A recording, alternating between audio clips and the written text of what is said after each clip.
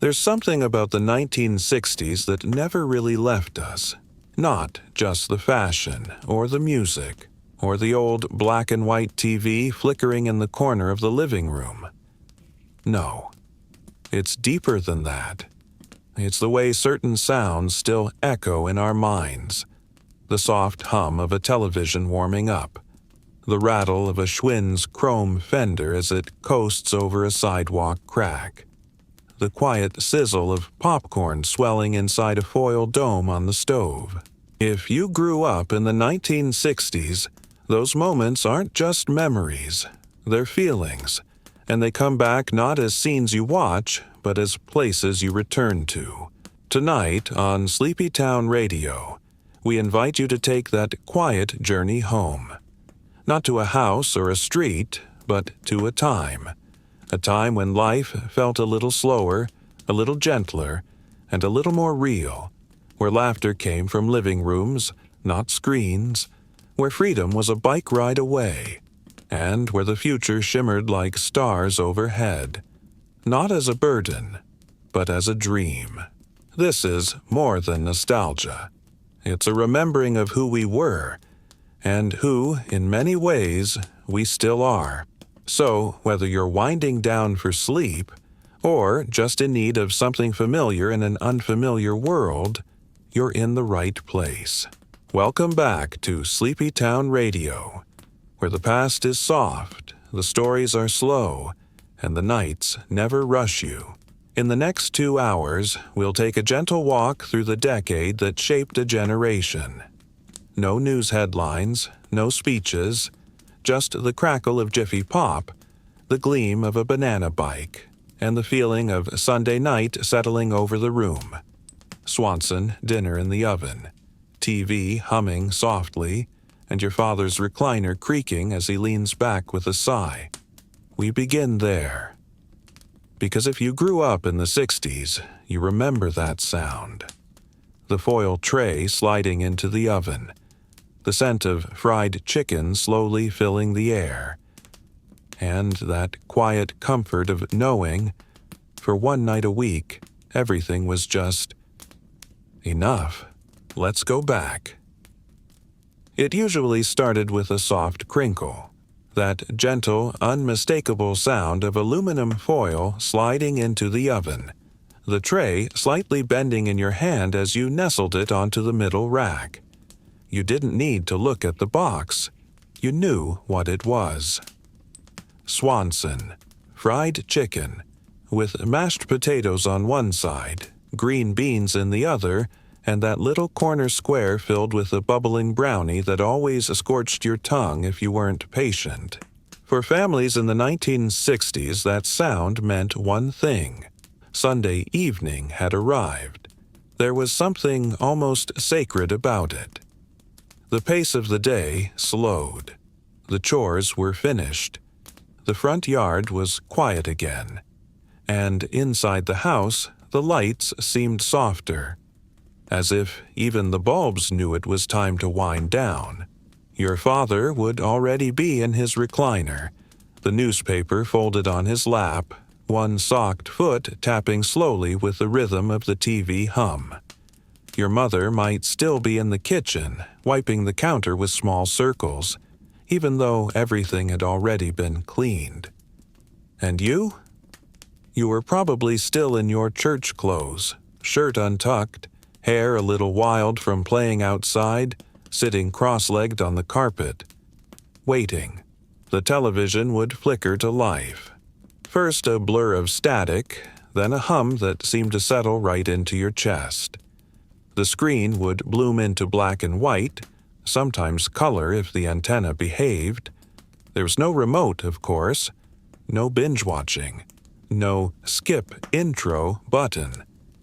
What came on was what you watched, and somehow that made it feel more special, more shared. And while the shows were part of it, the Ed Sullivan Show, Walt Disney, Bonanza, it was the feeling that mattered most, that warm, unspoken ritual of everyone being in the same room. No phones, no texts, Just a tin tray warming in the oven and the quiet creak of the recliner as your dad shifted his weight for a better view. The meal itself was simple, but it didn't feel that way. Those neat little compartments made it seem like a banquet, just for you. Even the brownie, molten, too sweet, and slightly undercooked, felt like a reward. You'd peel the foil back carefully, releasing a puff of steam that smelled like salt and comfort. The chicken's crust might be soggy in spots, the beans a little mushy, but it didn't matter. You weren't eating for flavor, you were eating for the moment. Because that moment, the TV glowing, the tray balanced on your knees, the hum of your family breathing beside you, it was peace, it was presence, and it was yours. Swanson didn't just revolutionize dinner. It shifted how families spent their time. No longer bound to a formal table or rigid routine, people gathered around the TV and called it togetherness.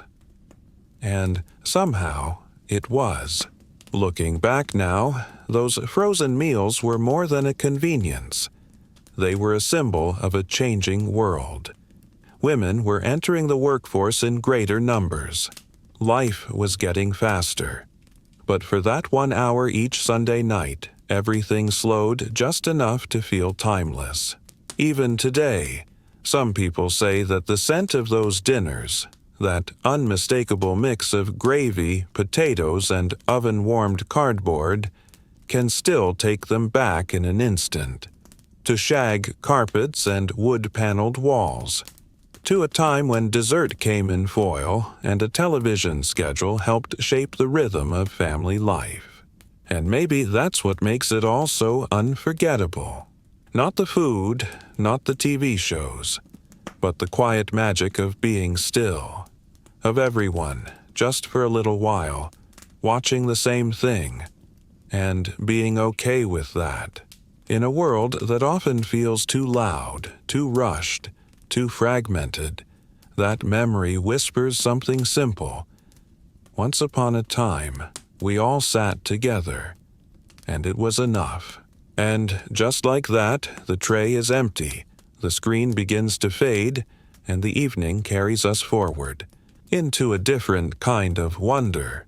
Because next, the screen doesn't just flicker, it shouts, "Na na na na na na na na, Batman!" Some sounds never leave you. Just after Sunday dinner, just as the dishes were drying and the brownie tray was cooling, it would begin. The unmistakable fanfare of adventure, bright and bold, blaring from the living room like a call to arms. Na na na na na na na na, Batman! For millions of kids in the 1960s, those opening notes were more than a theme song. They were a signal, a flash of lightning through the haze of childhood. They meant it was Saturday evening, and the world was about to turn technicolor. The TV screen would burst to life with flashes of blue and red and yellow. There he was, the caped crusader, standing stoic against a spinning background, cape fluttering, jaw square, eyes full of justice. Beside him, Robin, wide-eyed, eager, always ready with an enthusiastic, holy something at Batman. The show, which first aired in 1966, wasn't sleek or subtle. It didn't try to be dark or brooding. It was bold, campy, wild, and to us kids, it was perfect. You'd run into the room, socks sliding on linoleum, heart racing not to miss a single second. The opening credits hadn't even ended, and already you were hooked. There was something about those cliffhangers, the ridiculous villains, the blinking signs, the tilted camera angles that made every scene feel off-kilter and alive. The Joker's grin, the Penguin's squawk, Catwoman's purr, each one larger than life but not too scary. Just the right blend of trouble and charm. And then there were the fights. Not real ones, not violent, but choreographed chaos wrapped in sound effects that leapt right off the screen. Bam! Pow! Zap! Bright comic book bubbles exploded across the frame as Batman traded gloved punches with evildoers. You'd sit with fists clenched, bouncing slightly with every uppercut. And just when things seemed grim, when Batman was chained to a giant typewriter or suspended above a tank of sharks, it would happen. The camera would zoom in. The narrator's voice would grow deep and urgent, and you'd hear, "Will Batman escape in time? Tune in tomorrow, same Bat time, same Bat channel." The episode would end, and you'd be left frozen, mouth open, eyes wide, already counting the hours until tomorrow. But it wasn't just the action that pulled us in. It was the rhythm, the ritual, the way Batman settled into the week like a heartbeat. Kids at school would talk about it at lunch. You'd imitate the villains on the playground. Even adults, if they were honest, cracked a smile at the deadpan delivery of Adam West or the absurdity of the Batmobile's parachute trick. It was a show that invited you to suspend disbelief and lean into joy. Looking back now, it's hard to explain why it mattered so much, why something so loud and silly could feel so essential. But maybe that's the point. Because for a kid growing up in the 1960s, Batman wasn't just a show. It was permission to dream, to pretend, to believe that good guys still won, even if they had to escape from a giant hourglass first. There was a safety in it, a structure, a reassurance that no matter how strange the plot became, Batman would figure it out. He always did. And deep down, we wanted to believe that someone like him, calm, brave, prepared for anything, was out there, watching over a world that sometimes felt too big and too confusing for us to understand. Maybe that's why the show stuck. Because even now, when you hear those first few notes, you don't just remember the capes and the colors. You remember your childhood living room, the static of the screen, your dad's voice yelling, "Don't sit too close." The way you and your siblings leaned in anyway, faces glowing in the soft flicker of a screen that promised adventure. It was never just Batman. It was a shared story, told in half-hour chapters, filled with laughter and wonder and just enough suspense to keep you guessing. And when the credits rolled and the Batmobile roared into the distance, you'd turn off the TV and walk to bed, heart full, mind spinning, still hearing the echo. Same Bat time, same Bat channel. And that night, as you pulled the blanket to your chin, you weren't just any kid. You were a sidekick. You were ready, because if Batman needed you, you'd be there. Just hours before Batman's next escape, or the next Swanson dinner slid into the oven, another routine filled the lives of 1960s children. This one didn't come with colorful villains or melted brownies. It came with a voice over the school loudspeaker. Steady, official, impossible to ignore. And then, that phrase, duck and cover. At the time, it almost felt like a game. You'd slide off your chair and crawl beneath your wooden desk, knees tucked, hands covering your neck just the way the teacher had shown you. The classroom would rustle with movement, a shuffle of leather shoes on linoleum, the creak of chairs being pushed aside. Sometimes someone would giggle. Sometimes someone would cry. But always there was that silent, shared understanding. We didn't really know why we were doing this. Not fully. We only knew we were supposed to. Because in those years, the threat of nuclear war wasn't just something on the evening news. It was something you felt in your bones. It was on the covers of magazines. It was whispered about in grocery store aisles. It hung in the air like summer humidity, unseen but heavy. In basements across America, fathers became quiet architects of makeshift fallout shelters. Canned beans stacked next to bottled water, flashlights lined up like soldiers. Some even stocked hard candies for comfort, thinking, if the worst comes, at least the children should have something sweet. One father spent an entire weekend dragging wooden panels into the cellar, lining the walls with food, taping over the vents with plastic sheeting. He didn't explain much, just worked with a certain look in his eyes, part determination, part dread. And we, the children, didn't ask too many questions, because that was the way of things then. Adults shouldered the weight, children adapted. We turned drills into pretend missions. The crawl under the desk became a race. The shelter became a clubhouse. And the fear, well, we folded it away like a note passed during class, unread, but held tight in the pocket of our minds. Even now, decades later, some can still remember the hum of that fear, the way it settled around your shoulders when a siren test blared in the distance, or when President Kennedy appeared on television. Serious, unblinking. One night, the family sat together, silent as he warned of missiles in Cuba. You didn't understand every word, but you understood enough. You watched your father lean forward in his chair, eyes locked on the screen, hand tightening around his glass.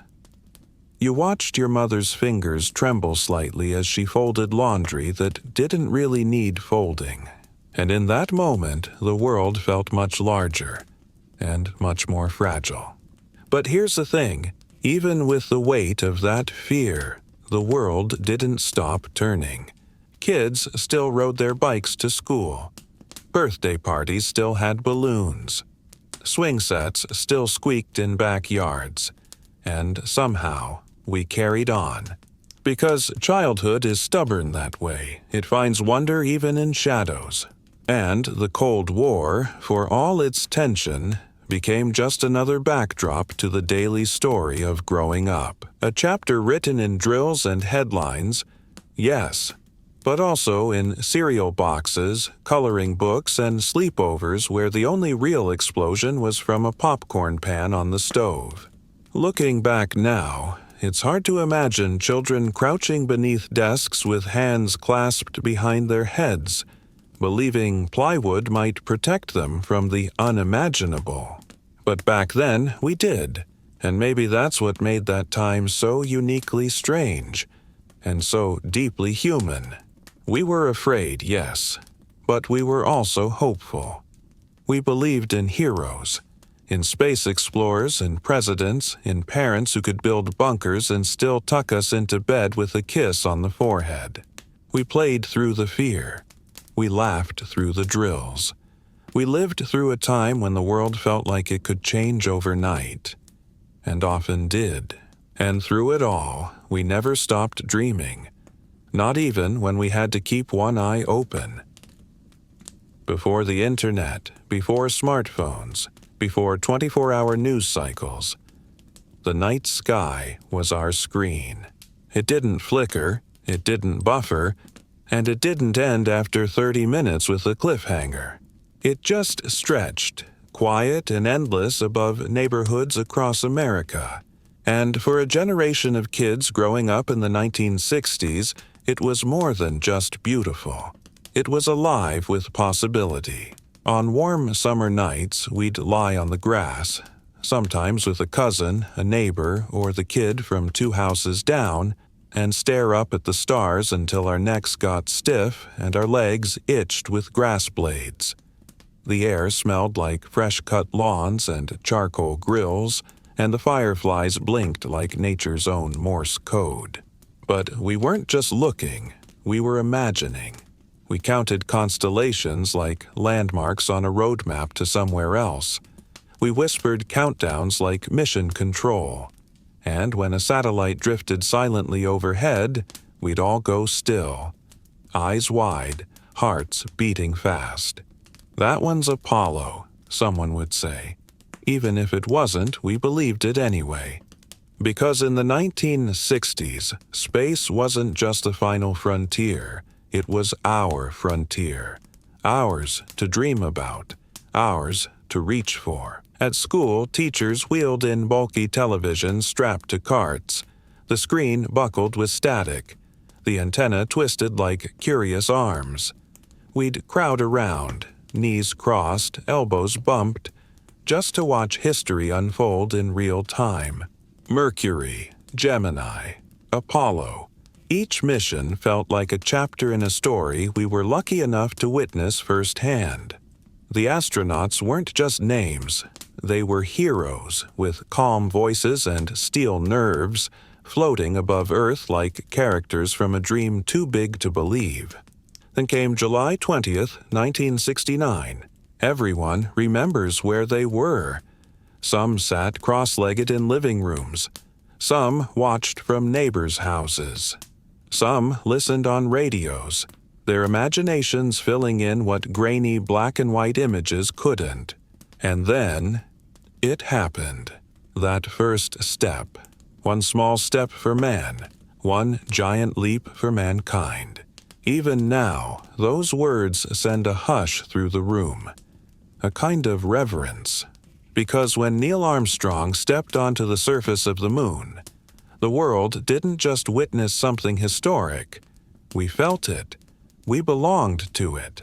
It wasn't just a scientific triumph. It was proof that dreams, those wild, starlit dreams we whispered under the night sky, could actually come true. Some neighborhoods erupted in cheers. Others fell silent. But no one forgot that moment. Backyards became launch pads. Cardboard boxes turned into lunar modules. And for weeks afterward, bicycles were no longer just bikes. They were spacecraft, coasting over cracked sidewalks and gravel driveways, bound for imaginary moons. Even now, the memory glows with a silver shimmer. Not just of the moon landing itself, but of what it meant. That the world, often noisy, frightening, uncertain, still held wonder. That science could be poetry. That people could look up at the same sky and believe in something together. And when we think of the 1960s, we often think of chaos, of protests, of change and unrest. But in between all that, somewhere in the quiet, there were these perfect, impossible moments. Moments when children believed they might really walk on the moon. And when adults believed, maybe for the first time in a long time, that humanity could reach farther than we'd ever imagined. So tonight, maybe you'll glance at the sky one more time. And maybe, just maybe, you'll remember what it felt like to lie on the grass, 1,000 stars above, and feel like every one of them was waiting for you. Before the Beatles, the world sounded different. Radios played doo-wop and Elvis. Record players spun ballads sung with slow croons and steady rhythms. It was sweet, it was familiar. But then, the sky cracked open, and 4 lads from Liverpool walked off a plane at JFK Airport. Even if you weren't there, you remember it. It was February 1964. America had just endured a long, gray winter. Not just of weather, but of spirit. The Kennedy assassination still hung in the air like dust that wouldn't quite settle. The world felt shaky, quiet, a little hollow, and then came the scream. Not from fear, but from joy.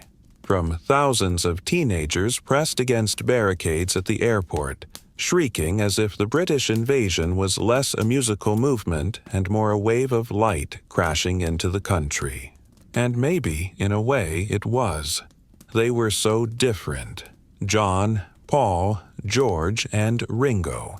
Sharp suits without collars, boots that came to a point, hair that bounced and swayed like it wasn't quite under control, like their music. And that Sunday night, everything changed. The Ed Sullivan Show. 73 million people tuned in. Entire families gathered shoulder to shoulder on sofas, on shag carpets, around console televisions that buzzed and glowed like hearths. Some parents crossed their arms. Some smiled politely. But the kids were on fire. There they were, the Beatles, in black and white but somehow brighter than anything else on screen. Paul sang, eyes soft and sincere. John tapped his foot and smirked. George leaned into his guitar, and Ringo, oh Ringo, looked like he was having the time of his life behind the drums. And in living rooms across America, something inside people stirred. Not just because the music was catchy, though it was. Not just because they looked different, though they did. But because they carried with them something America hadn't felt in a while. Hope, excitement, a kind of joy that felt modern. Teenagers screamed. Younger kids bounced on their knees, imitating guitars with broomsticks. Even some grandmothers chuckled, shaking their heads while their toes tapped beneath the coffee table. For a while, nothing else mattered. The Beatles were everywhere after that. On radios, in magazines, on lunchboxes and posters and guitar strings strummed in every garage across the country. At school, kids practiced the mop-top shake in the hallway mirror.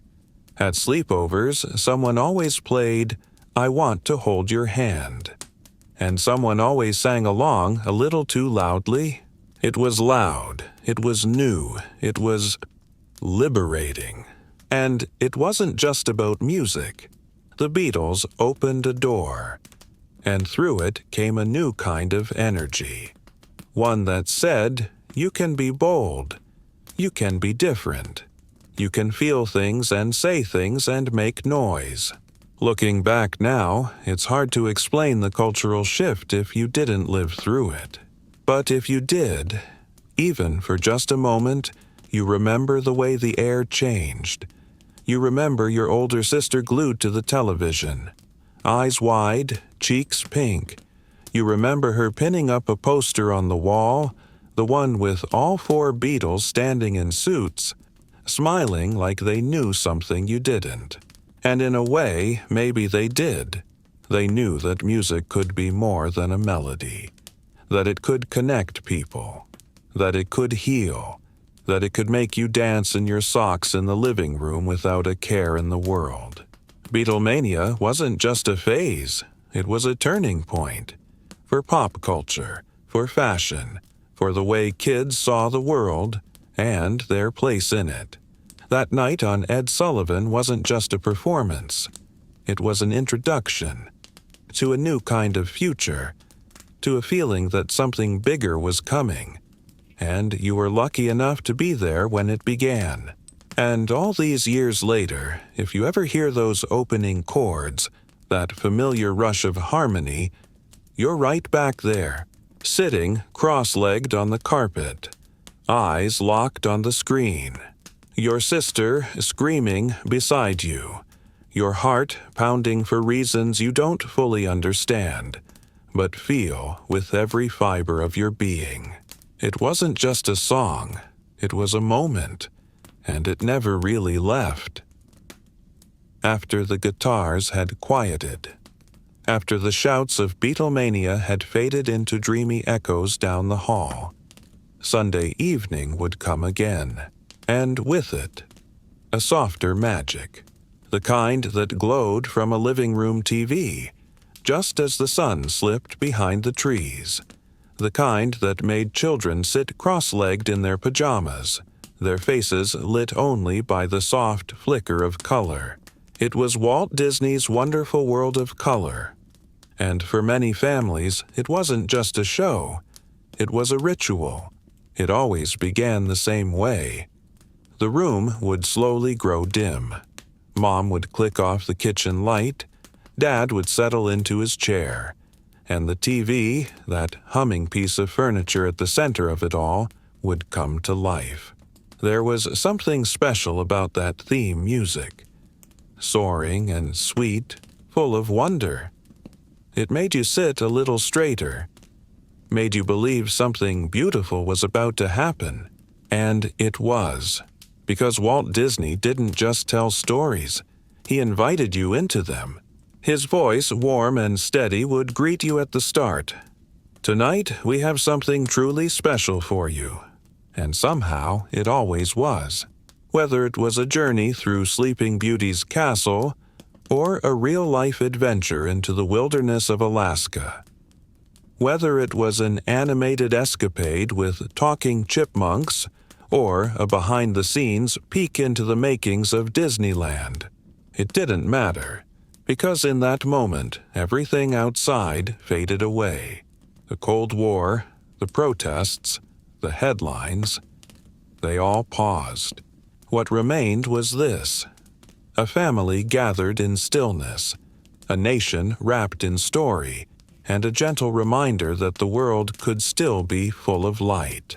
For many children, Wonderful World of Color was their first glimpse of faraway places, of elephants roaming grasslands, of astronauts training in Houston, of fairy godmothers waving wands with glitter that somehow felt real. And the color, oh, the color. For homes with brand new color televisions, it was a marvel. Greens that shimmered, blues that calmed, reds that glowed like embers. Even in black and white, you felt the color, because the magic didn't depend on the screen. It lived in the space between the scenes, in the gasps, the laughter, the quiet awe that settled in the corners of the room. And Walt, always Walt, felt like an uncle, like someone you could trust to guide you through a world that was changing too fast. He didn't shout, he didn't rush. He spoke the way a storyteller should, with kindness and care, like each word was meant to land gently in your heart. As the show neared its end, and the credits rolled beneath that familiar melody, children would yawn and lean into their mothers. Fathers might clear their throats and say something like, "That one was pretty good." But everyone felt it. A softness, a safety, a shared moment in a world that didn't offer many. And as you brushed your teeth, the final notes still playing in your mind, you'd think about the world Walt showed you. A world where dreams mattered, where kindness always won, where even a mouse could be the hero. Somehow, those Sunday nights made Monday morning a little easier. Decades later, when you hear that theme song, when you see a still frame of Tinker Bell or a flash of Cinderella's castle, you don't just remember a show. You remember how it felt. You remember your brother falling asleep beside you before the end. You remember the smell of popcorn that was slightly burned. You remember how the world, just for a little while, became something colorful, even if your own home still watched in black and white. And maybe that was the real magic, that Walt Disney gave us not just entertainment, but something to carry, a light to take with us into the darker years, a belief that even as we grew older, the world could still surprise us, still delight us, still color our dreams. And next week, we'd gather again, same time, same screen, same gentle feeling that we were part of something bigger, something wonderful. After the glow of Disney's magical world faded into the darkened corners of the living room and the TV screen returned to its quiet hum, there came another kind of show. Less enchanted, perhaps, but no less mesmerizing. It was Saturday afternoon. And if you were a teenager in the 1960s, or even just someone who dreamed of being one, you knew exactly where you had to be, in front of the television, tuned to American Bandstand. There was something electrifying about it, even before the music began. The camera would pan across rows of clean-cut boys in button-down shirts, girls in swishing skirts with bobs and flips, each one waiting, smiling, holding in the energy of youth ready to burst. And then the music hit. Dick Clark's voice, smooth and steady, would greet the audience like an old friend. He didn't just host the show. He ushered in a generation. American Bandstand was more than a dance show. It was a language. And for millions of American teens across the country, it was the first time they'd seen themselves reflected on screen. They didn't need dialogue. They had rhythm. They didn't need scripts. They had the twist, the stroll, the mashed potato. The way those teens moved, synchronized yet free, was a kind of poetry. To older eyes, it might have looked like chaos. To parents, it was often a mystery. But to the kids, sitting cross-legged on their living room carpets, it was everything they hoped growing up would feel like. There was no need to understand every step. It was enough just to feel it, to tap a foot, to sway side to side, to imagine that maybe one day you would be there too. For boys, Bandstand taught a new kind of cool. Not the rebellious James Dean type, but something quieter. A cool that came from confidence on the dance floor, from the courage to walk across a room and ask someone to dance. For girls, it was a glimpse of possibility. To be seen, to be stylish, to be something more than a background character in someone else's story. And the music. It poured in like sunlight through a curtain. Frankie Valli, the Supremes, the Beach Boys, Smokey Robinson, every beat etched into memory. Some kids would record the show on cassette tape recorders, holding the mic right up to the TV speaker, desperate to preserve what felt too fleeting. Others would scribble down scores from the Rate a Record segment, debating with friends over lunch at school. Was that new single a 10 or a solid 8 with potential? But it wasn't just the music. It was what it represented. In a world shifting under the weight of civil rights marches, foreign wars, and cultural upheaval, American Bandstand offered a kind of calm rebellion, a space where black and white teenagers could dance together, even when much of the country still didn't allow it. A place where joy, simple, rhythmic joy, wasn't political or forced. It was natural and contagious. And Dick Clark always composed, never told you what to think.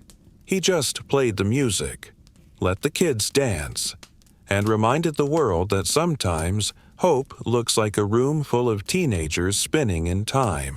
By the time the final song faded and the credits rolled, the living room would feel different, like the air had been stirred up, like something had been said, without ever needing words.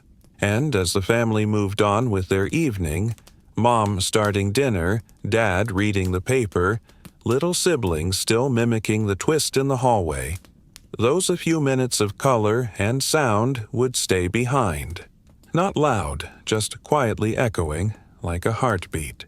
For many, American Bandstand was the first time they truly felt seen.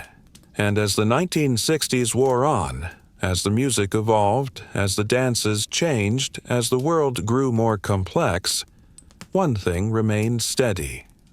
The belief that joy had its own rhythm, that movement could be a kind of freedom, and that somewhere someone would always be dancing.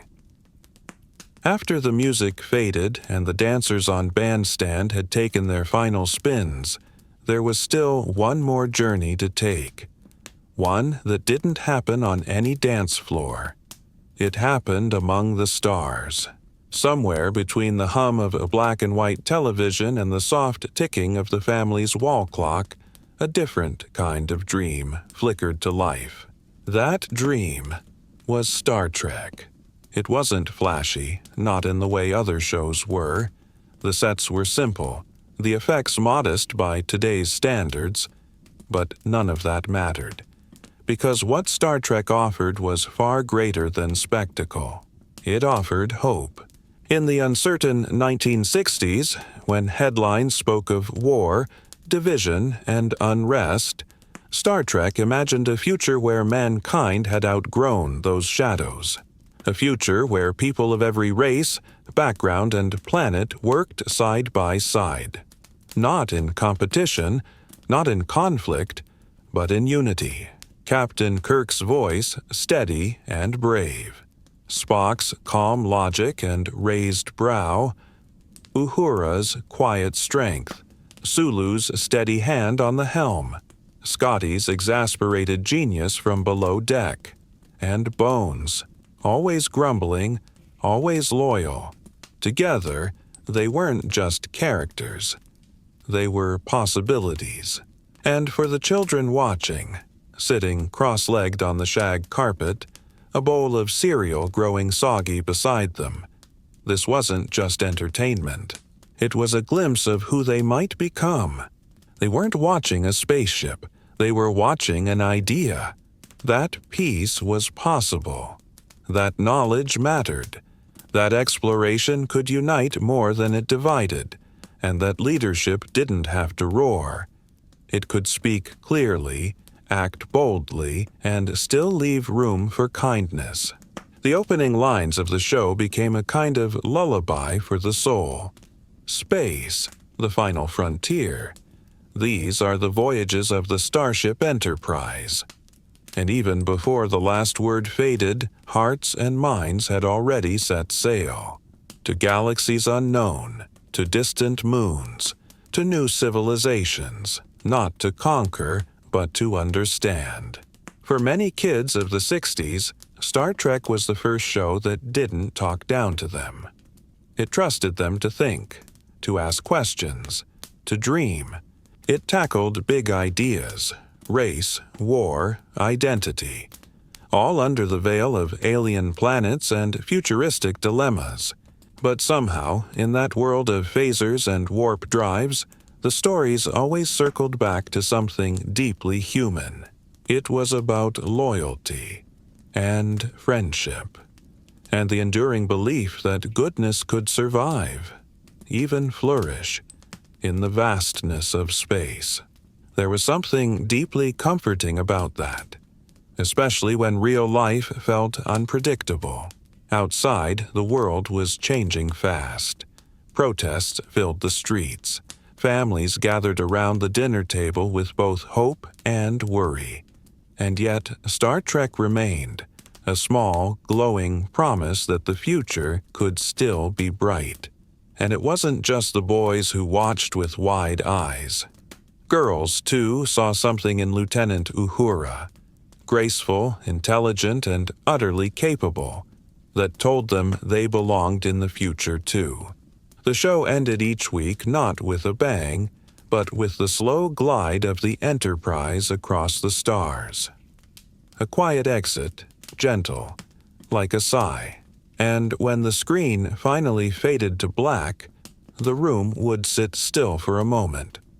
The only sound might be the soft click of the TV dial, or the rustling of the blanket someone had forgotten they were wrapped in. But the feeling lingered. Even now, decades later, many still carry that feeling. Not just the image of the starship, or the catchphrase, "Live long and prosper," but the heart of what it meant, that even in the most uncertain times, we could look up, we could imagine more, and we could believe, truly believe, that the best of humanity still lay ahead. And maybe that's why Star Trek has endured. Not because of the spaceships or the gadgets, but because it whispered something soft and powerful to a generation of dreamers. You matter, you belong, and your story is just beginning. After dreaming among the stars with Star Trek, the children of the 1960s didn't need a spaceship to feel like they were flying. All it took was a banana seat bike, a sunny afternoon, and just enough bravery to ride no hands down the neighborhood sidewalk. Those bikes, with their long, swooping seats and high-rise handlebars, weren't just a way to get around. They were an extension of childhood itself. Bright red, electric blue, sunshine yellow, they stood out like candy-colored rockets parked along white picket fences. They had names, too. Not officially, of course, but given by their young riders. Names like the Streak, Blue Lightning, or Freedom Machine. Because that's exactly what they were. A banana seat bike could turn any quiet street into a racetrack, any cracked sidewalk into a launch pad. The world felt enormous when you were on one, and you felt invincible. There were no helmets, no knee pads, just scabbed elbows and scraped shins that stung in the moment, then faded beneath the thrill of speed. Children would challenge each other to races, but not with stopwatches or finish lines. The rules were simple. No hands on the handlebars, no feet on the pedals, and don't blink first. And somewhere, always, was Mrs. Parker's rose bush. It sat right at the corner of Elm and Pine, a perfectly manicured burst of pinks and reds that had no idea it was about to become a rite of passage. Every neighborhood had a version of it. Some floral, some thorny, some just inconveniently placed. But always, always, it marked the spot where at least one kid would go flying, legs tangled, bike sideways, pride bruised, into a fragrant, unforgiving landing. And yet, no one cried for long, because the sting of a thorn was nothing compared to the thrill of almost making it. And those petals, soft and startled, somehow made even failure feel like part of the adventure. The kids would laugh, dust each other off, and ride again. Always ride again. The banana seat bike wasn't just transportation. It was independence on two wheels. It was how you got to the corner store for bubble gum, how you visited your best friend 4 blocks away, how you snuck out to the creek with a peanut butter sandwich and a canteen of warm Tang. It was your first taste of movement without being moved, your first journey without needing permission. And when you parked it by laying it gently on the grass, it was always with a sense of pride. Because even if the chain had slipped or the brakes squealed, you had ridden. Sometimes on warm evenings you'd ride just to feel the wind in your hair. Past homes with open windows and music spilling into the street. Past driveways where dads washed cars and moms clipped coupons on the porch. Past your own front yard, just once more, before looping around again. It wasn't about going somewhere. It was about going. And in a decade filled with questions and uncertainty, those bikes gave kids a sense of direction, even if it was just to the end of the block. They became part of the neighborhood soundtrack, the gentle whir of spinning spokes, the creak of springs beneath the seat, the laughter trailing behind like a ribbon in the wind. Even now, if you listen closely on a quiet summer day, you might still hear it. The soft rush of freedom and the echo of a child shouting, "Watch this!" And somewhere, a rose bush remembers too. When the banana bikes were finally parked in a crooked row on the front lawn, their kickstands unreliable and their tires still warm from the sun, the world of imagination didn't end. It just shifted indoors. Inside the living room, or maybe a bedroom where the shades were pulled just enough to let the afternoon light spill in, a different kind of adventure waited. Not one on two wheels, but one powered by springs, tin, and plastic molded into dreams. There, on the carpet, robots battled in miniature boxing rings, their fists jerking forward in mechanical jabs as children twisted the red and blue controllers with focus and glee. Rock'em Sock'em robots, a clash of the future made tactile, with every pop of a robot head declaring victory. It wasn't just a toy, it was a ringside seat to imagination. Nearby, standing upright in silent readiness, was Major Matt Mason, the astronaut with a bendable body and a determined face. He wore a spacesuit patterned after real NASA designs, but to a child, he wasn't just a toy molded in rubber. He was the future. Matt could walk across lunar craters made from couch cushions. He could descend into the shadowy depths of alien caves beneath the dining table. He could even blast off from the arm of a recliner, launching into the unknown with a whispered countdown and a gentle toss. And there were others, dozens of them, in toy chests and under beds. Ray guns that clicked and buzzed, wind-up robots that waddled and sparked, alien invaders complete with green skin and bulbous eyes, ready to be defeated by the heroic forces of Earth, which, of course, meant you. Each toy opened a portal, not to escape the world, but to expand it. In an era where space was the final frontier and headlines spoke of rockets and astronauts and lunar modules, these toys became the bridge between what was happening on TV and what was unfolding on the carpet. And the carpet was a galaxy. The worn rug under the coffee table became the surface of Mars. The hallway was a solar tunnel. And the crack between couch cushions, that was a wormhole. And someone was always brave enough to reach in and retrieve the crew. There was no need for batteries, no screens, no scripted voices. The voices came from the children themselves. Whispers and sound effects made with lips pursed tight, dialogue spun mid-play like tiny playwrights of the stars. Mothers called from kitchens. Fathers chuckled from recliners.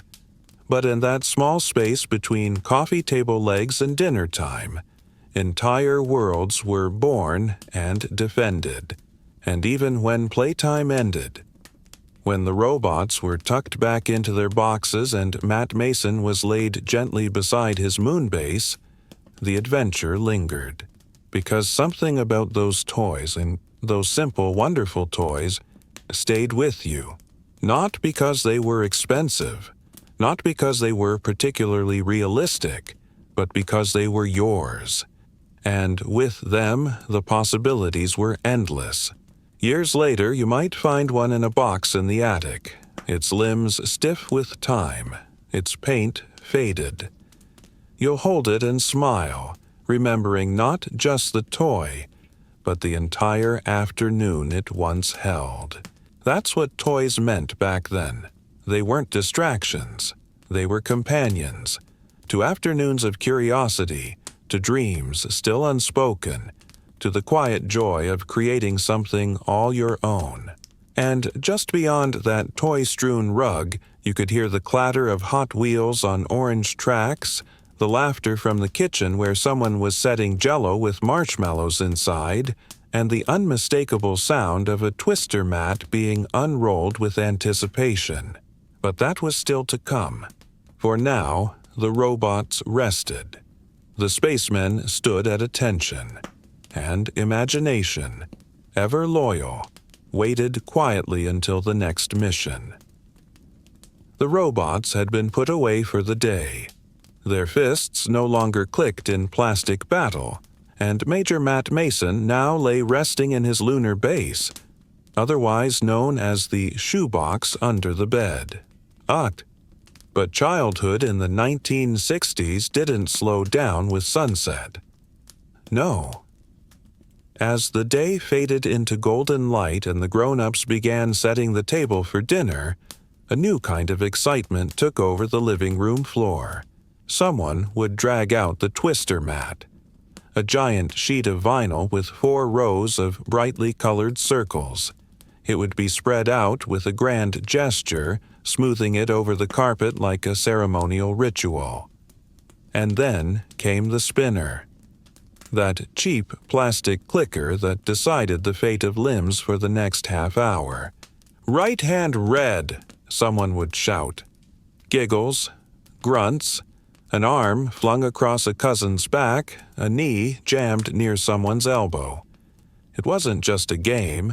It was a full-body entanglement of friendship and laughter, the kind of joy that made you forget where your limbs ended and someone else's began. And the best part? Nobody cared who won. There were no scores to keep, no screens to stare at, just the sound of laughter echoing off the paneled walls and the thrill of toppling into a heap of arms and legs. Later that evening, perhaps after the dishes were done and the air smelled faintly of pot roast and pine sol, the carpet transformed once more, this time into a raceway.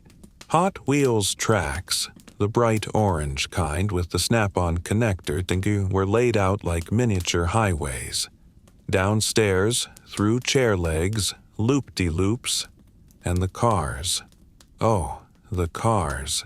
Shiny little muscle cars. Dragsters. Fire trucks.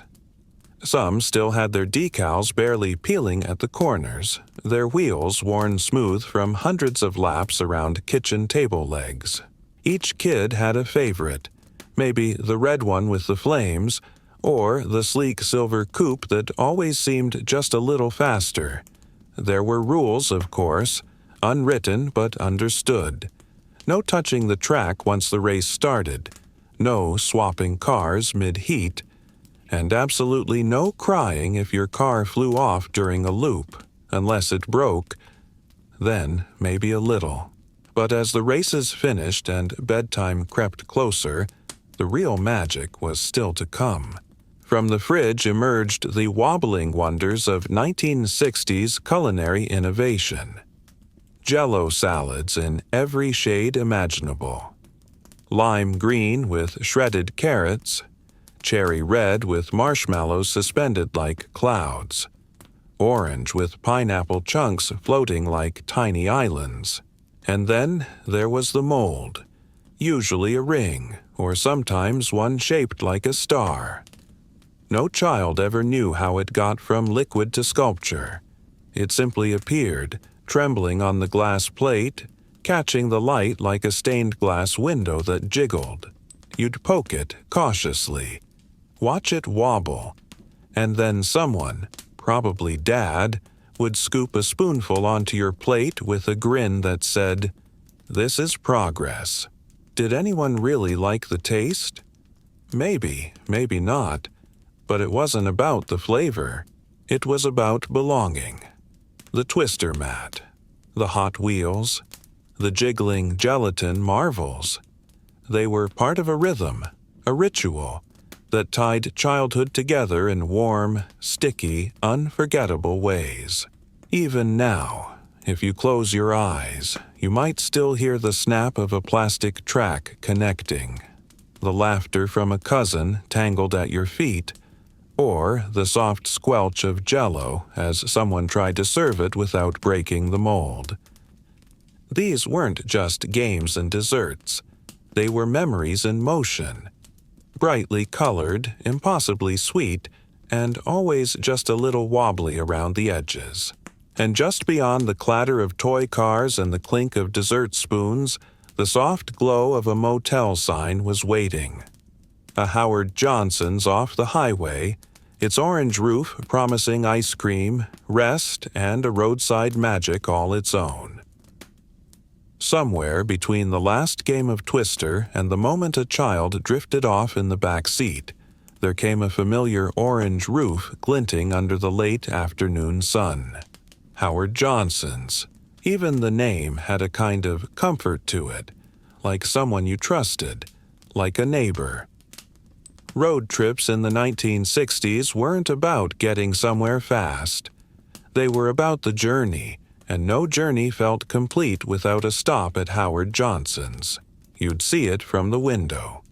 Those bright, unmistakable shingles glowing like a beacon on the roadside. The tires would crunch over gravel. The car door would groan open. And as feet hit pavement, the smell of fried clams, buttered rolls, and fresh brewed coffee would meet the warm summer air like a hug from someone you didn't know you missed. Inside, the vinyl booths squeaked under little legs that could barely reach the floor. Menus were laminated, sticky from 1,000 hands. There were 28 flavors of ice cream, each more magical than the last. Orange pineapple, peppermint stick, chocolate chip. Even if you ended up with the same flavor every time, maybe chocolate, just knowing there were 27 others made the experience feel like possibility was always on the table. The waitresses wore sky blue dresses and white aprons. They called you Han, even if you weren't from there. They poured water from tall pitchers and brought crayons for coloring, even if you only used them to draw rocket ships and banana bikes. It wasn't just a restaurant. It was a pause button in the middle of America's great open highway, a place where every family felt like the only one in the world, just for a little while. Sometimes they'd serve you pancakes for dinner, or a hot dog split right down the middle, sizzled just right on the griddle, and always, there was dessert. You might pick something predictable. A chocolate milkshake, thick enough to hold a spoon straight up, or a dish of sherbet, perfectly round, served in a heavy glass cup that clinked when your spoon scraped the bottom. But if it was a special kind of night, one where the car ride had been long and the stars were just starting to peek out, you'd get a cone. Vanilla, dipped in chocolate with just a hint of a crunch. You'd take it outside, where the parking lot lights buzzed like summer bugs, and the pavement was still warm from the day. You'd lick slowly, trying to keep ahead of the drip, watching as your breath became visible in the cooling air. And for just a moment, everything felt still. The car was packed with suitcases. Your sister was showing off her Super Ball. Dad was fumbling with the map again. But there you were, tiny, sticky-fingered and wide-eyed, eating ice cream outside a Howard Johnson's, feeling like life couldn't possibly get any better than this. And maybe it never really did. Years later, when the orange roofs started to fade from the landscape, and the chain gave way to shinier, faster, less memorable places, the memories stayed. They lingered in the back of every family photo, every sticky booth, every long summer highway stillness. Because Howard Johnson's wasn't about the food, or even the 28 flavors. It was about being together, in that sweet in-between space between where you'd been and where you were going. And when the car pulled back onto the road, headlights cutting through the twilight, there was always a feeling, one you couldn't quite name. But it stayed with you, like the hum of the tires, like the scent of fried clams on your shirt, like the slight stickiness between your fingers where the ice cream had melted faster than you could eat it. A small, sacred moment tucked between towns and time. And just up ahead, as the road unwound beneath 2 gleaming wheels and a shiny banana seat, a new kind of freedom waited to be discovered. As the orange roof of Howard Johnson's faded into the rearview mirror and the last licks of ice cream were wiped from sticky fingers, the open road stretched ahead, quiet, endless, full of possibilities. Back home, waiting by the porch or leaned carefully against the garage was a machine more precious than any toy or television show. It was sleek. It was bold. It was freedom on 2 wheels. The Schwinn Stingray, For a kid growing up in the 1960s, it wasn't just a bicycle. It was the bicycle. With its tall, sweeping handlebars, a long banana seat stitched with white trim, and fat tires that seemed ready to take on the world, the Stingray had swagger.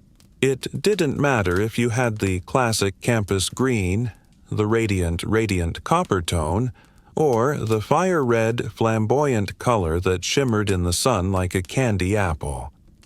No matter the shade, once you threw your leg over that frame, you were no longer a kid on a street in a quiet neighborhood.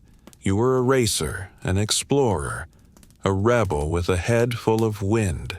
Mornings began with a single creak of the screen door, a quick glance for parental nods of approval, and then you were off. Feet pounding the pedals, wheels spinning so fast they hummed. You didn't need a map. You knew the neighborhood like your own heartbeat.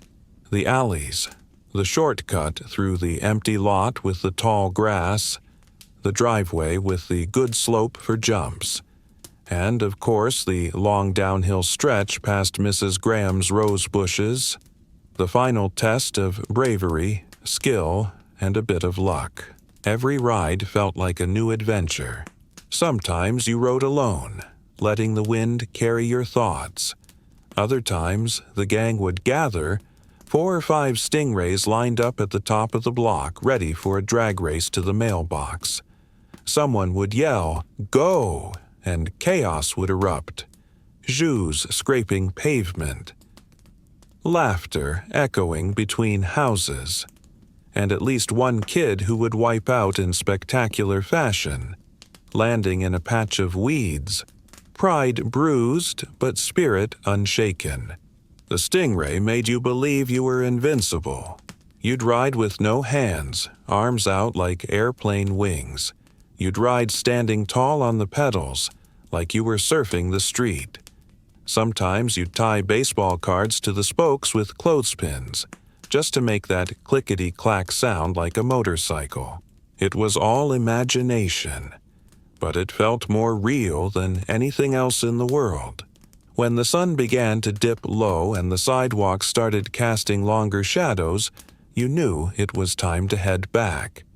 Not because you were tired, but because the streetlights would be coming on soon, and the rule was simple. When the lights came on, you came home. You'd roll slowly now, coasting through golden dusk. The metal of the frame still warm from the sun, the backs of your legs slightly sore, and your face flushed with the joy of a day well spent. You might stop once more. At the corner where your friend Mike was still doing loops in his driveway. You'd talk about what time to meet tomorrow. Same place, same time. Same Stingrays, because nothing felt more yours than that bike. And maybe, years later, when you were handed the keys to your first real car, there was a flicker of that old feeling. Of freedom, of independence, of the open road calling your name. But deep down, you knew. The real freedom came long before that. Back when your world was just a few streets wide. Back when your shoes were dusty, your knees were scraped, and your Stingray waited faithfully by the porch, ready for the next great adventure. And tomorrow there would be more turns, more hills, more daring feats. But for tonight, the Schwinn could rest, and so could you, because the sidewalks had grown quiet. And soon, those same wheels, those same brave wheels, would be traded for a different kind of ride. One with roller skates, wobbly ankles, and sidewalks just waiting to test your courage again. By the time the Schwinn Stingray had been leaned back against the porch, its tires still warm from a day of wild rides and dusty shortcuts, there was one more adventure waiting. One that didn't need handlebars. Just balance, bravery, and a good stretch of sidewalk. Roller skates. The kind that clamped onto your sneakers with a tiny metal key. The kind that rattled just a bit when you picked up speed. The kind that taught you what it meant to fall, and then to get back up, laughing. They were made of steel and leather straps, and though they dug into your ankles and pinched your toes, you wore them like they were gold. Not because they were comfortable, but because they meant freedom. The kind that rolled. The sidewalks of the 1960s weren't smooth. They cracked and buckled and dipped near tree roots. They were lined with chalk drawings, hopscotch numbers, and the occasional garden hose slithering across like a surprise obstacle. But those sidewalks? They were a skater's playground. You'd strap on those skates with a few awkward tugs, tighten the clamps, and wobble to your feet. The first few pushes were always the hardest, knees bent, arms flailing, heart pounding. But then, you found your rhythm. There was no sound quite like it. The click, clack, click of metal wheels over uneven pavement, the distant creak of screen doors, the whoosh of wind in your ears as you finally picked up speed. Some kids were naturals, gliding like they were born on wheels. Others, well, they were all elbows and knees, with Band-Aids as badges of courage. But no one stayed on the porch for long. The sidewalk called, and it didn't care how graceful you were. You'd skate down the block, arms out for balance, leaning into the turns like a race car driver. Sometimes you'd spin in a clumsy circle just to prove you could. Other times you'd hold hands with a friend, wobbling and laughing your way to the next driveway. And when the heat of the day finally gave way to the softer light of evening, the neighborhood came alive. Parents sat on porches, sprinklers ticked away in front lawns, and kids in skates zigzagged through it all like joyful little comets. There were games, of course, races, obstacle courses, even imaginary roller derbies where the bravest among you would try a trick jump off the curb. The landings weren't always pretty, but the cheers, the laughter, the calls of, "You okay?" followed by, "You almost had it." Those moments were everything. And when you did fall, because everyone did, you learned something beautiful. Not just how to stand up again, but how to laugh at yourself, how to be brave enough to try once more, how to feel proud of skinned knees and sweaty brows. Every neighborhood had that one perfect patch of sidewalk, long, flat, shaded by old trees. That was your stage, your speedway, your little corner of the world where the only thing that mattered was the next push forward. Sometimes you'd stop to rest, perching on the curb, drinking Kool-Aid from a Dixie cup, your skates stretched out in front of you, the metal warm under the sun. And maybe, just maybe, you'd spot a firefly begin to glow at the edge of the yard. That was your cue. Time to head home. You'd unstrap the skates slowly, your socks slightly damp, your ankles sore but happy. The sidewalk, once brave and daring, now felt like an old friend saying good night. Inside, the TV flickered softly. Dinner was over, dishes stacked in the sink. Someone in the house was already in pajamas. And out in the living room, Grandpa had the news on. His glasses low on his nose, his face lit only by the soft gray glow of Walter Cronkite. You stood there for a moment, still carrying the hum of the skates in your bones, and thought to yourself, that was a good day, because it always was, when you were outside, when the sidewalk was yours, when the wheels turned just right and you felt like you could fly. After a long afternoon of roller skating and daring sidewalk turns, the world slowly began to quiet. Shoes were swapped for slippers, dinner plates were rinsed, and the warm smell of pot roast still lingered in the kitchen air.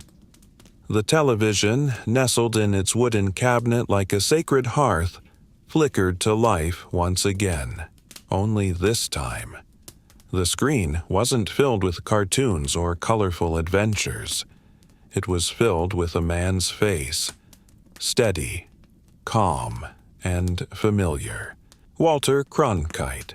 He had become a part of the American household. Night after night, he entered living rooms not as a stranger, but as a trusted neighbor. He didn't shout. He didn't embellish. He simply spoke. Clear, measured, and with a kind of gravitas that made the room listen. The children might have been playing quietly on the carpet, spinning toy tops or drawing with crayons. But the adults? They leaned in. This was the 60s, after all, a time when the world seemed to tilt a little more each day. And in the middle of that tilt was Vietnam. The war had started as distant echoes, far-off headlines, black and white footage of helicopters hovering over jungles, soldiers knee-deep in rice paddies, names of places that sounded like whispers from another planet. Da Nang, Khe San, Hue. But as the years passed, the war marched closer. It entered kitchens and dens in the form of draft notices and dinner table arguments. It painted neighborhoods with yellow ribbons and quiet worry. And then, one night, everything shifted. It was February 1968.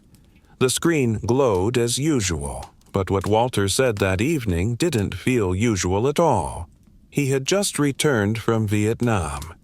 And with that same steady voice he always used, he said something that felt like thunder beneath the floorboards. It is increasingly clear to this reporter that the only rational way out will be to negotiate, not as victors, but as an honorable people who lived up to their pledge. In that moment, many Americans felt the ground beneath them shift. The war no longer felt far away. It wasn't just their sons over there, it was our sons. It wasn't just a foreign conflict, it was our story now. And when Walter Cronkite, the most trusted man in America, looked into the camera and said what so many had been afraid to admit, he gave people permission to feel it too. Some fathers sighed deeply, some mothers wiped quiet tears, and some children, though too young to understand every word, felt something heavy in the silence that followed. That silence was louder than any bombshell. It was the sound of uncertainty, of a country beginning to question, of living rooms filling not just with news, but with doubt. It wasn't political. It was personal. Because war had come home. Not through violence, but through a man on television, reading the truth. And that's the thing about the 1960s. It wasn't just a decade of dances and rocket launches. It was a decade where trust was tested, where voices like Walter's held a nation together, if only barely. Even now, decades later, some still remember exactly where they were when he spoke those words. Maybe Grandpa was in his favorite recliner, holding the remote like it was a relic. Maybe Grandma paused her knitting, eyes fixed on the screen. Maybe the kids, playing with Jiffy Pop in the kitchen, heard the soft click of the volume being turned up. The world didn't change in a single broadcast, but something shifted that night. Something deep, something human. And when the broadcast ended, and the room returned to the hum of the refrigerator and the ticking of the clock, you could almost feel the weight of a generation exhaling, softly, but not in relief. They were carrying something now, not just opinions or headlines, but questions. And yet, even with all the uncertainty, there was something comforting about that familiar voice. Walter Cronkite didn't tell people what to think. He simply reminded them what it meant to care. As the screen dimmed and bedtime came calling, the kids were gently nudged off to their rooms. Maybe they didn't understand it all, but they knew. Tonight had felt different. Tomorrow would still bring cartoons, and maybe another lap around the block on roller skates. But the world had grown a little bigger, and a little more real. After Walter Cronkite had finished his quiet, sobering report, and the living room returned to a hush only broken by the ticking of the clock, life gently resumed its rhythm. The television clicked off. A lamp in the corner gave off its warm amber glow, and down the hall, in a room just off the kitchen, something delightful was happening. There, on the linoleum floor, scratched but clean, sat two siblings side by side, cross-legged and full of focus. In front of them, a plastic oven, small enough to carry but magical enough to feel like a real kitchen. The Easy Bake Oven, white with lavender accents, a little metal tray, and a clear plastic door. Powered not by gas or electricity, but by a 100-watt light bulb. It was a marvel, a childhood rite of passage, a science experiment in flour and frosting, but most of all, it was yours. The older sister was the head chef, of course. The younger brother her loyal assistant, even if he protested the title. A tiny packet of cake mix was torn open, a thimble of water added, and with great care, the spoon swirled the mixture into a little dish that couldn't hold more than 2 bites. But to them, it might as well have been Thanksgiving dinner. Once the tray slid into the Easy Bake's narrow slot, they waited. 10 minutes felt like forever. They'd kneel there, chins resting in their hands, eyes glued to the glowing chamber like they were watching a space launch. The faint smell of vanilla and artificial sweetness began to drift out, a smell they would remember even decades later. When the bell dinged, faint, metallic, triumphant, there was cheering. Always cheering. Even if the cake wasn't quite cooked in the center, even if the frosting was crooked, and the sprinkles were dumped on in a hurry. Because it wasn't about perfection. It was about trying, about doing something together, about that lovely, clumsy dance of siblinghood. There would be flour on the knees of their pajamas, icing smudges on the Formica countertop, and always, always, a bite for Mom and Dad. Sometimes they'd bring the little cake slices into the living room on a paper plate, their proud faces beaming as if they'd just graduated culinary school.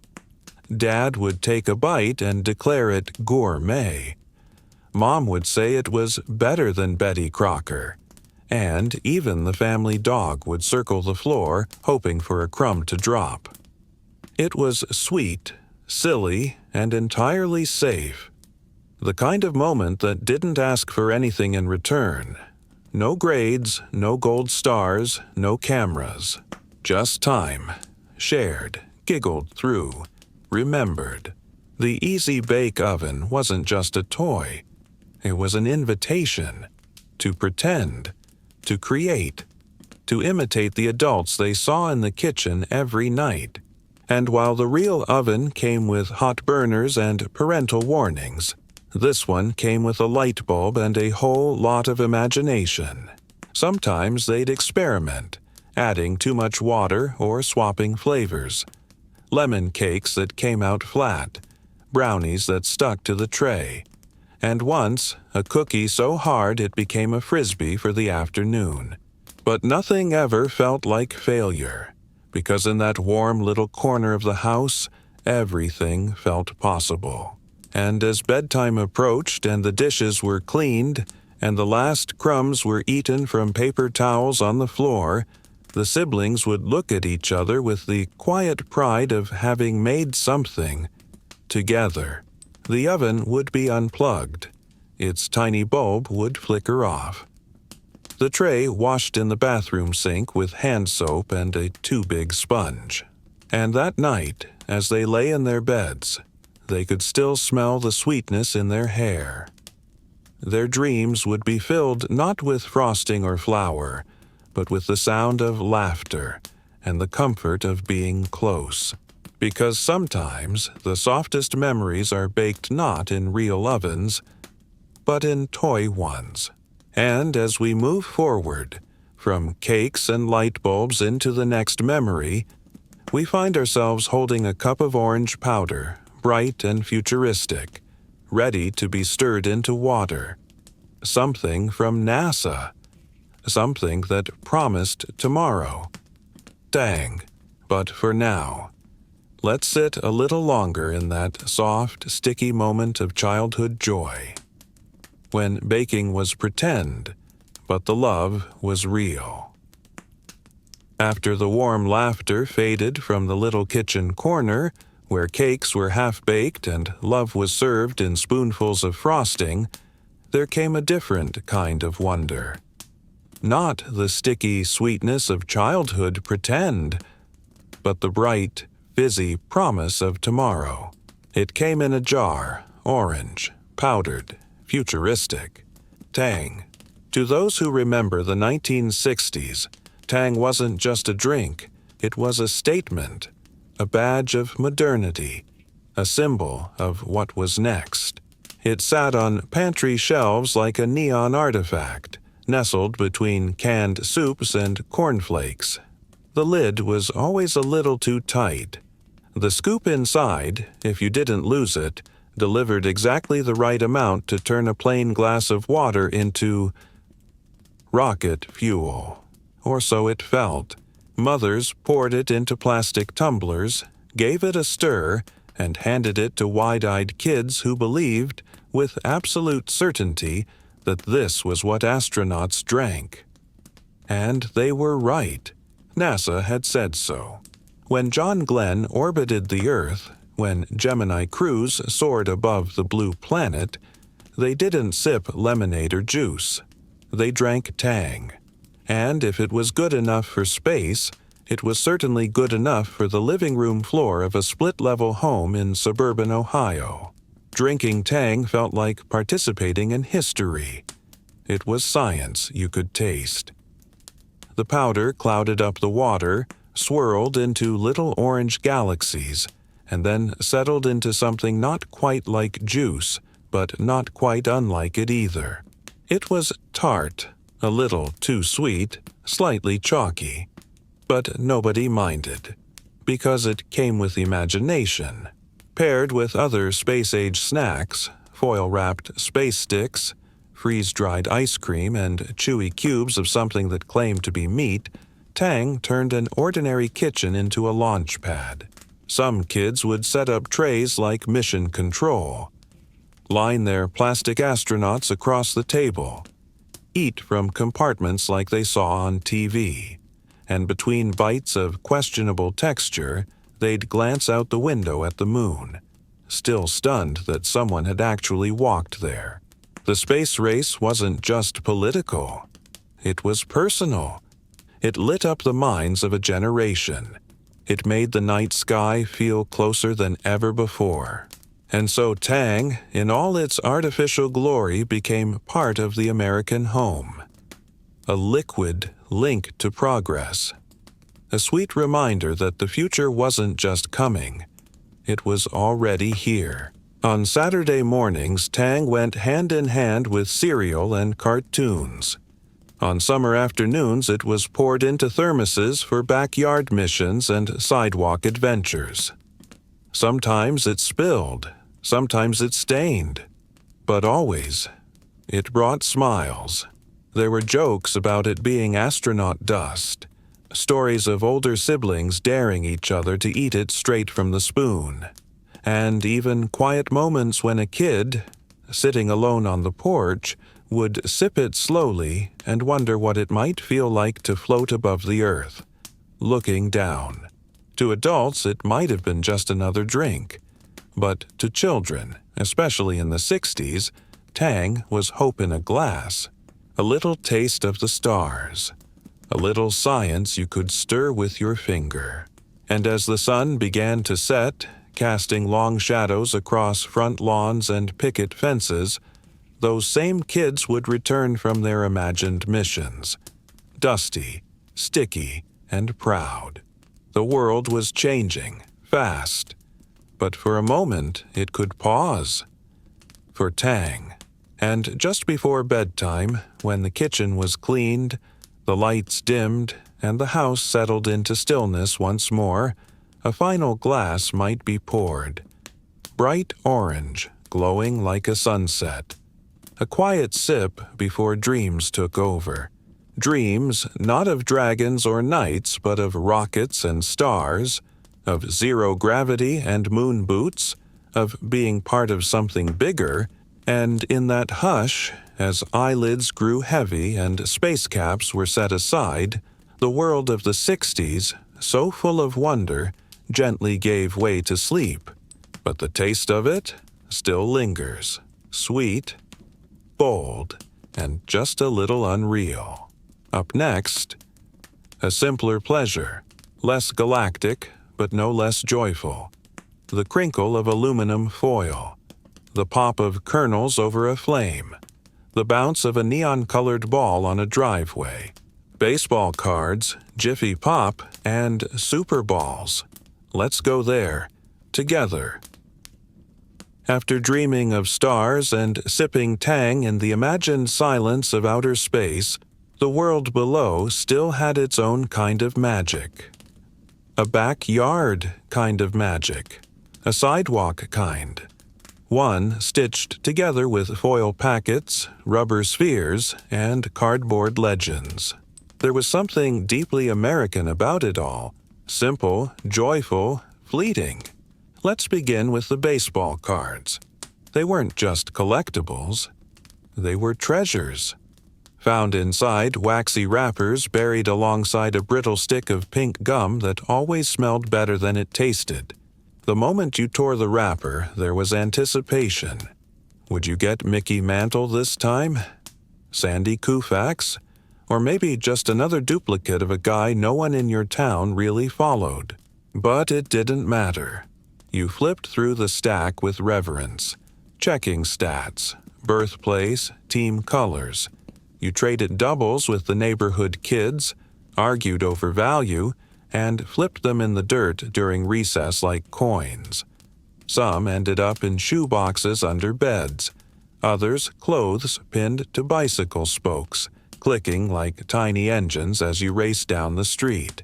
Each card, no matter how bent or dusty, held a piece of summer, of long afternoons, of games played in the driveway with imaginary crowds cheering and ghost runners rounding third.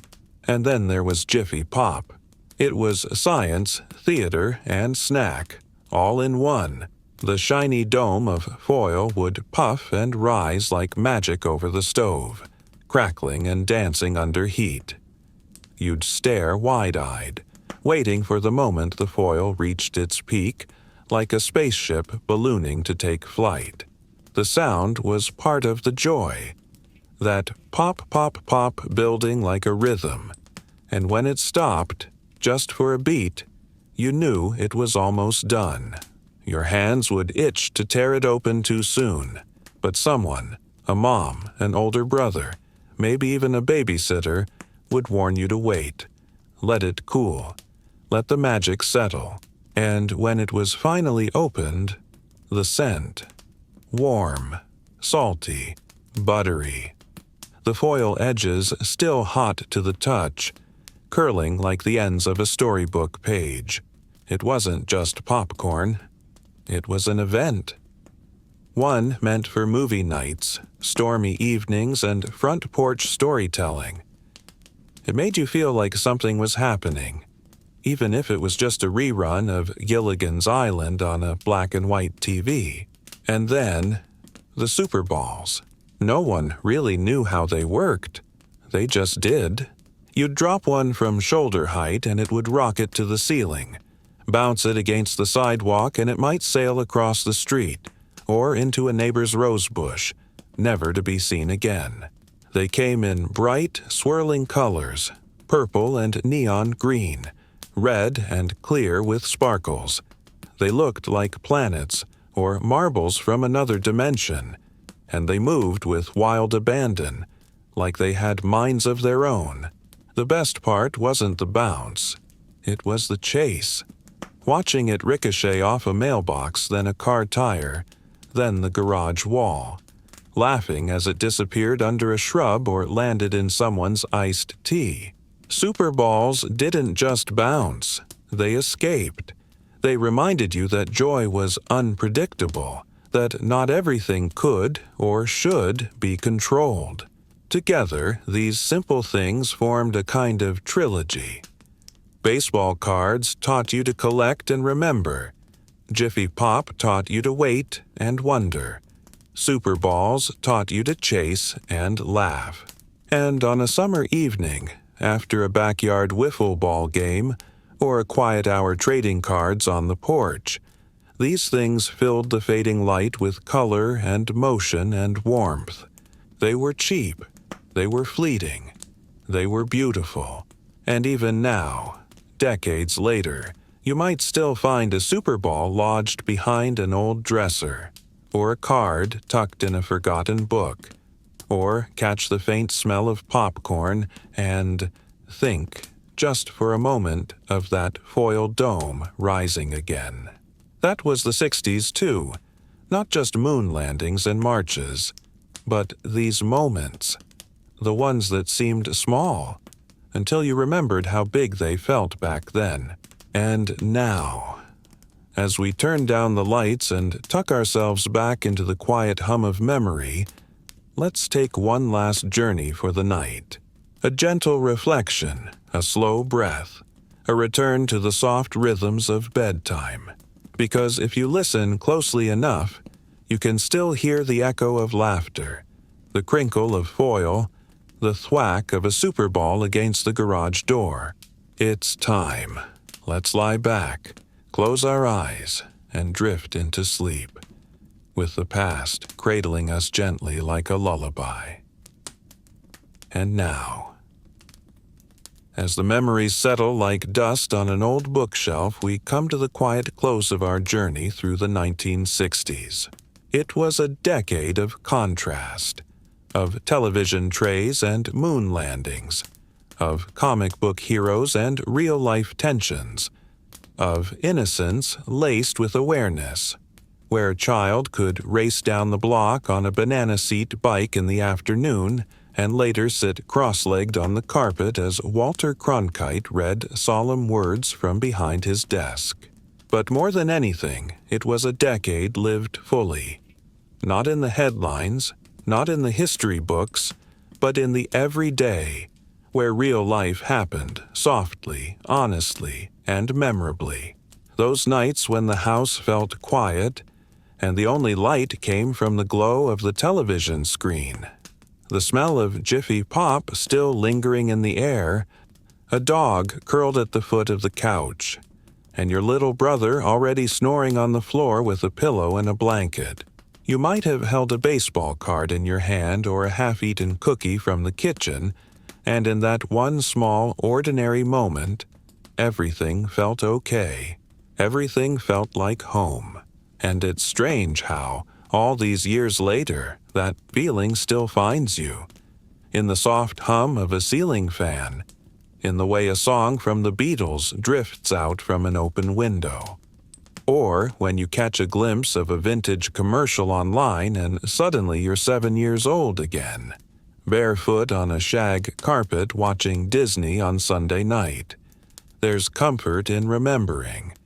Not because the past was perfect, but because it was yours. Because it shaped you. Because it held moments, simple, fleeting moments, that now feel like treasure. The swirl of a super ball across a driveway. The click of a metal skate tightening around your shoe. The way Tang tasted somehow brighter when you believed it came from space. And now, As the night deepens and the world outside grows still, maybe you feel that gentle pull. A call to rest, to let go, to tuck these memories under your pillow and drift softly into sleep. Let them cradle you, these little fragments of time. A Saturday morning cartoon, a trip to Howard Johnson's, a starry night spent dreaming of Apollo. They're still here, tucked in the quiet corners of your mind, waiting patiently to be remembered. Tonight, we've only scratched the surface of what it meant to grow up in the 1960s. But sometimes all it takes is one story, one smell, one sound, and suddenly you're back there again. So, wherever you are now, whether you're lying beneath a weighted blanket or listening from the passenger seat of a long road trip or resting in the stillness of your home, know this: the past is never far. It lives in you. It breathes through you. And tonight, it's wrapped itself gently around your dreams. Thank you for joining us here in Sleepytown Radio, where the nights are quiet, the stories are slow, and the memories never fade. We'll be here again soon, waiting with another story, another soft journey back in time. But for now, let your breathing slow, let your thoughts quiet, and let the hush of nostalgia carry you through the night. Sleep well, dream deep, and until next time, good night.